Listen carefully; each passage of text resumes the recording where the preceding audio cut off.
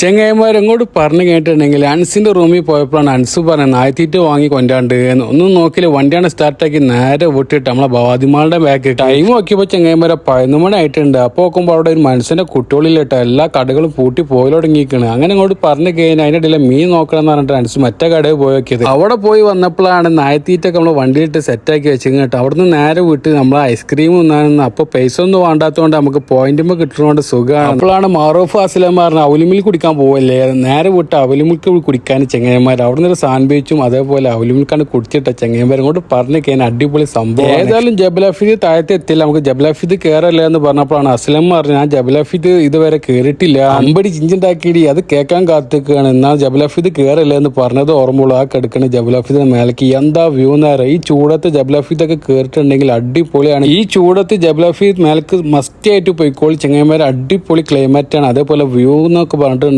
വേറെ ലെവല. അസ്ലം ആദ്യമായിട്ടാണ് ജബലഫീദ് കാണാൻ. നമുക്ക് അഭിപ്രായം ചോദിച്ചു, എന്താണ് ആ അഭിപ്രായം? രക്ഷയില്ല, സൂപ്പറാണ്. വിചാരിച്ചതിനെ അടിപൊളിയാണ്. നോക്കാം